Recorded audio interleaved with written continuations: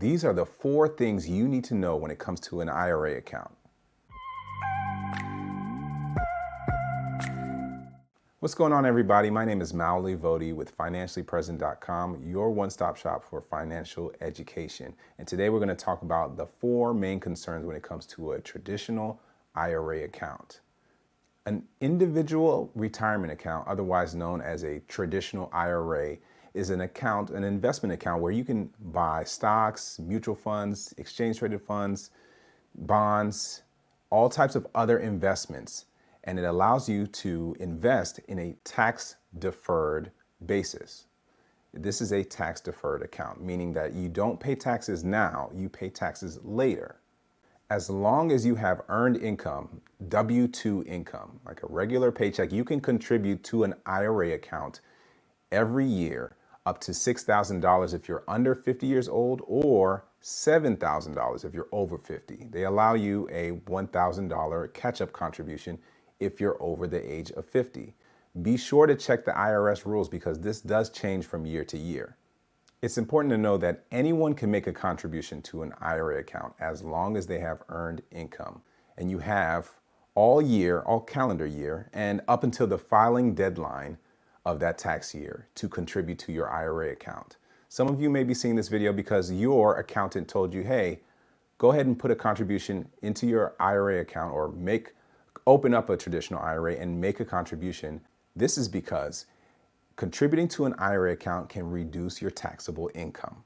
As far as the calendar year is concerned, you can contribute from January 2021, all calendar year, and then up until the tax filing deadline for 2021. So that would make it April 18th, 2022. And it happens the same way every single year. So if you're going to make a 2022 contribution, you can do it from January of 2022 all the way to December, but then you have up until April of 2023 to make your contributions. And you can still deduct it from your taxable income if you are eligible. Whether you can deduct your IRA contribution or not is completely up to your tax situation, so you should always deal with your CPA or accountant regarding that. One of the reasons your CPA or accountant would ask you to make a contribution to an IRA account is because it will reduce your taxable income. And this really means that it's just the difference between paying in one tax bracket or another. So if the tax brackets are 12% income tax and 22%, 24%, there's a chance that if you are at the 24% tax bracket and you now make a contribution to your IRA account, it could bump you down to the 22 percentile as far as paying taxes. This all depends on your situation, and there are a lot of nuances regarding this. So you have to deal with a certified tax professional when you're dealing with this situation.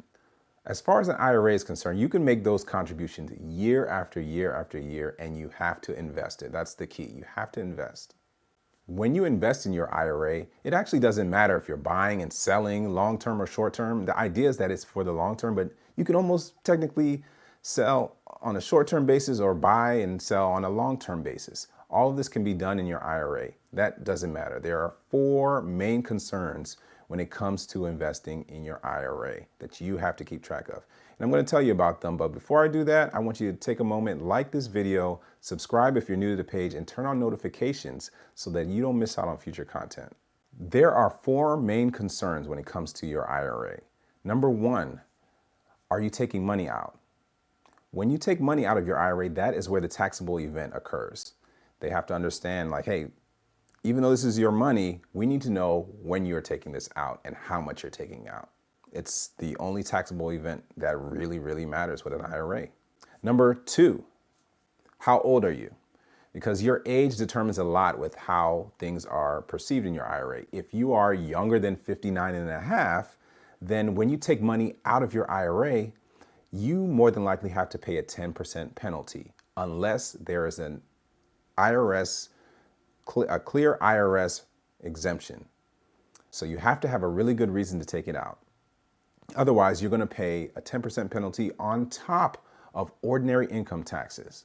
Number 3, required minimum distribution. Okay, so remember, this is a tax deferred account. So the IRS hasn't received any tax revenue from this account at all.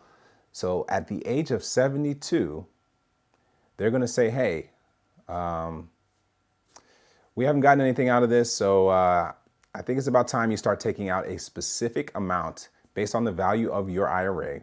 We need you to take some money out so that we can tax you on it, says Uncle Sam. And if you don't take it out, then we're going to charge you a 50% penalty of that amount. So if you have $100,000 in your IRA at retirement, and your required minimum distribution is $10,000 for that year, if you don't take that $10,000 out by the end of that year, Uncle Sam's going to say, hey, well, your penalty is $5,000 because we told you to take out 10 and you didn't. So now you have to take out 50, as opposed to paying regular income taxes on the 10,000. Number 4, your expected tax bracket at retirement.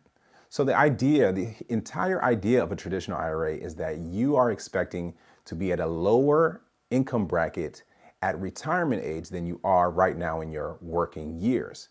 So the idea is that if you're at the 24th percentile right now, your hope is to be at a lower percentile when you retire, so that when you take money out of your IRA and start making qualified distributions, you'll be taxed at a lower rate. Of course, we do not know what the tax rates will be in the future, so that is the only catch. But the idea is you'll be at a lower tax rate. So you invest now and you take a deduction, if you're qualified, right now to make contributions, and then you also delay the gratification of taking money out throughout all of those years. And then once you're over 59 and a half, you can start making qualified distributions, and hopefully you're at a lower tax bracket.